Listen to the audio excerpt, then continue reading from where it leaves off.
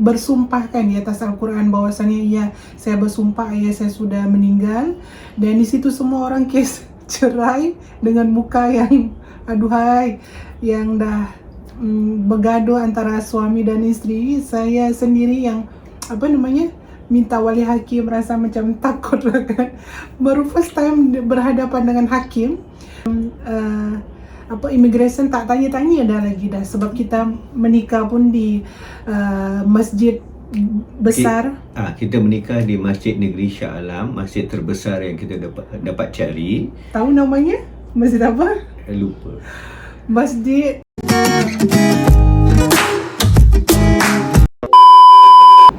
Hello guys, Assalamualaikum. Welcome back to my channel.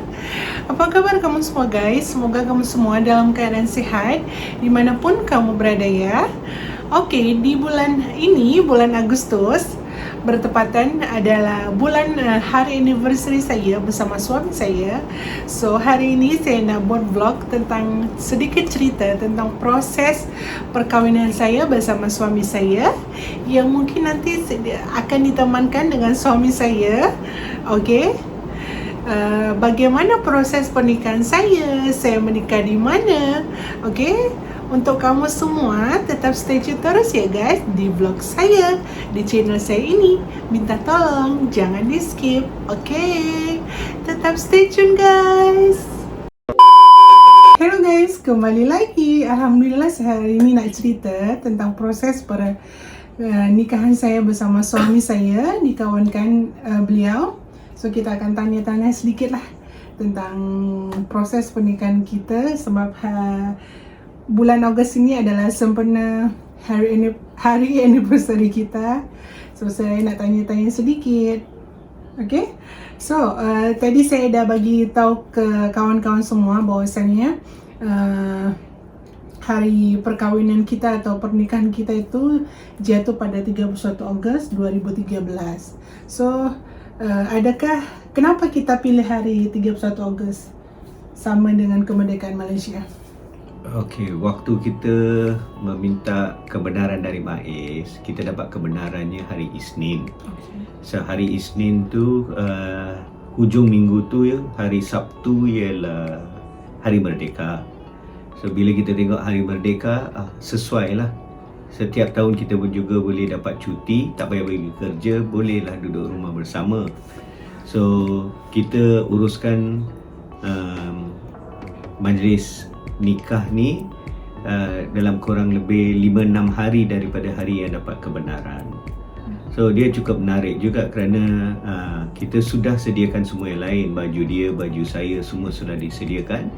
Yang tinggal ialah hanya jemput dan juga uruskan rumah dan makanan untuk majlis.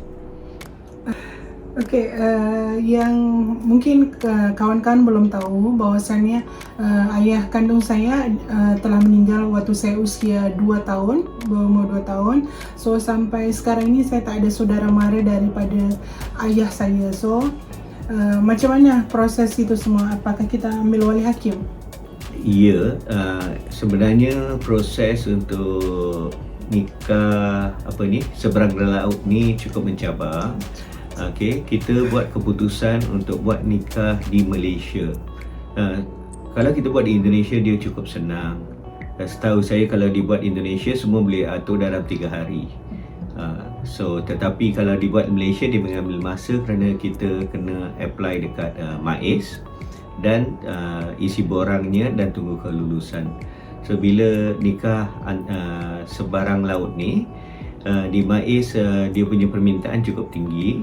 Salah satu permintaan dia ialah kita kena mengambil 7 suratan, lebih kurang 7 lah, daripada kampung halaman Ayu.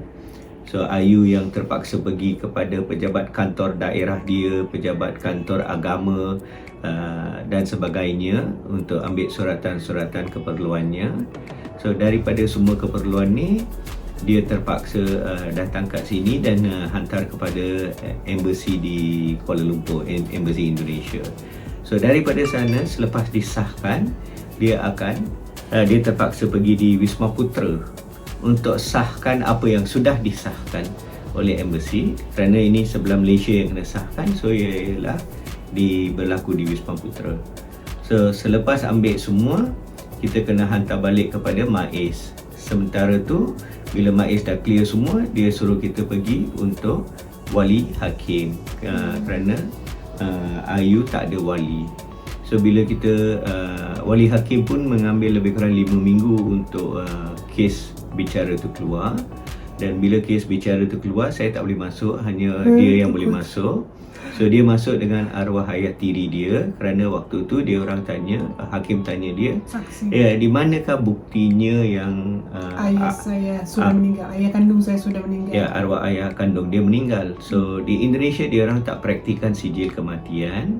So arwah ayah tiri dia yang menjadi saksi dan kata dia sudah melihat kubur tersebut dan sudah diterimalah saksinya itu. So seluruh proses ni mengambil lebih kurang 100 hari kalau tak silap saya. Banyak juga kena merayau sana sini. So sambil proses tu berjalan juga, kerana dia terpaksa balik kampung berapa kali, dia dah balik kampung buat urusan untuk baju pengantin. So baju pengantin tu ialah design dia sendirilah. Dia lukis sendiri, dia pergi semua dia uruskan sendiri daripada Medan. Okey. Dan perlu kawan-kawan ketahui semua, ini first time saya masuk mahkamah syariah.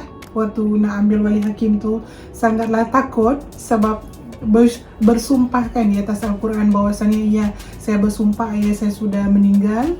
Dan di situ semua orang kes cerai dengan muka yang aduhai, yang dah bergaduh antara suami dan isteri. Saya sendiri yang minta wali hakim, rasa macam takut lah kan.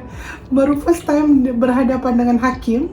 So ayah saya sebagai saksi bahwasannya ayah kandung saya, ayah tiri saya, arwah ayah tiri saya sebagai saksi bahwasannya ayah kandung saya sudah meninggal bersama adik tiri saya.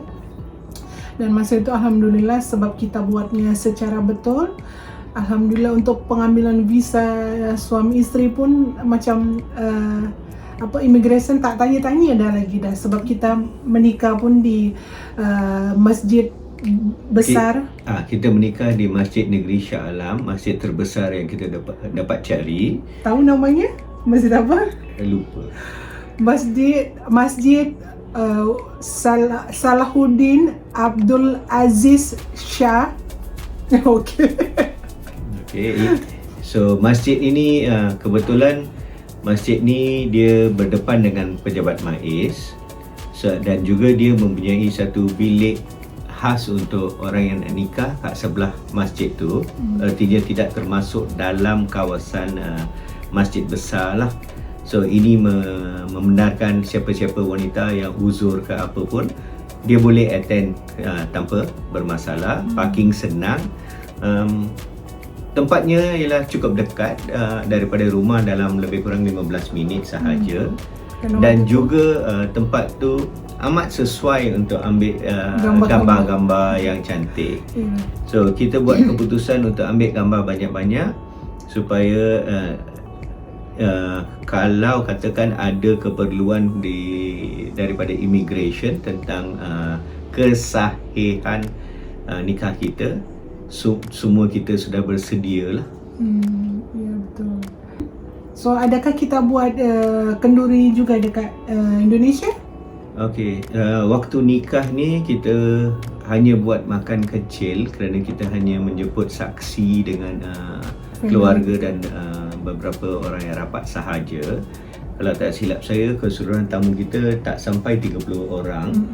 Tapi ada tenda semua lah. Kita buat tenda semua dan kita punya menu aku masih ingat dia cukup menarik kerana kita tak nak tak nak makanan yang biasa-biasa, nasi kuning ke apa. So saya masih ingat kita antara hidangan kita ialah sambal udang petai, pengat durian, benda-benda yang jarang dijumpai lah. Jarang jumpa lah kerana kita buat majlis ni untuk kita enjoy makanan dia lebih untuk home food kepada untuk kawan-kawan dan keluarga kita lah. So kita buat kenduri jugalah dekat kita buat kenduri juga dekat sini, dekat Indonesia pun kita buat juga. Masa itu saya dah hamil lagi 7 bulan. Itu ya sayang, 7 bulan hamil anak pertama saya. 7. Iyalah, nikah 7 bulan lah. Kita nikah Ogos. Kenduri ialah 4 bulan, 4 bulan Disember. 4 bulan ni. Ya Allah, nanti jadi fitnah pula. 4 bulan. 4 bulan 9 kamu pregnant. So kita 4 bulan tu saya ada buat kenduri juga kan dekat Indonesia. Ya, di Indonesia kenduri dia cukup menarik. Sana dia orang semua cukup excited lah. Sampai pakcik dia pergi beli satu apa ni? Kereta kuda. Dia beli kereta kuda, dia beli kuda khas permulaan bisnes baru daripada perkahwinan majlis kita. So di sana di Indonesia dia punya package cukup menarik lah. Sekali bayar orang tu akan buat semua termasuk dengan foto, video, pelamin. Dia macam one stop center, so cukup senang sana nak uruskan. Dan sana yang perbezaan sana ialah dia cukup menarik. Dia walaupun majlis tu semua diatur di rumah, tetapi fotografer tu akan bawa semua set baju-baju lebih daripada 10 sebenarnya. Dan kita kena asyik tukar baju. So setiap setengah jam masuk setengah jam, tukar baju, keluar setengah jam.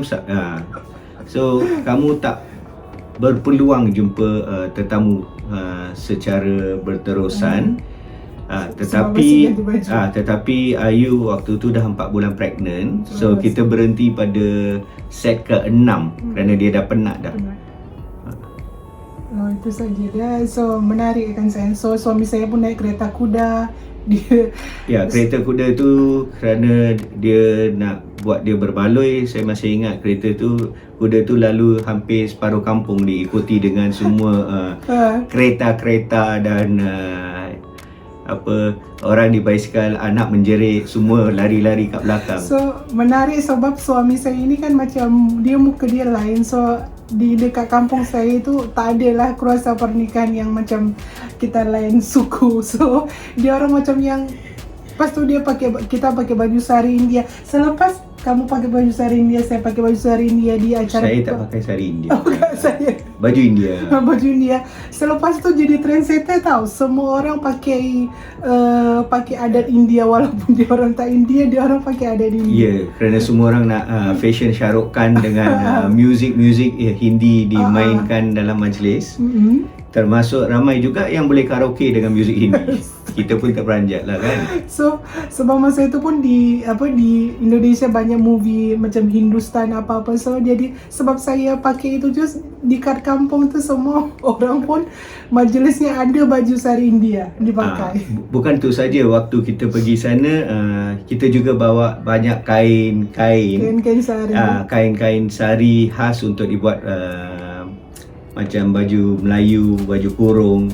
So di sana setiap keluarga tu dia ambil kain tu, dia buat satu matching lah.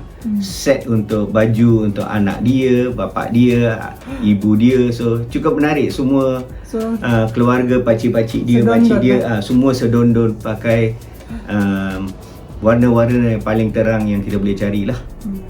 So masa itu sebelum nikah kan kamu merisik saya juga, tunang saya kan. Tahu guys berapa dulang suami saya bawa untuk saya?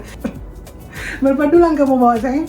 Okey, waktu tu nak pergi merisik. So saya minta kawan saya untuk jadi wakil. So kawan saya dengan isteri dia yang tak pernah pergi Indonesia pun dia rasa sanggup. So dia orang pergi sana awal sikit, sekali bawa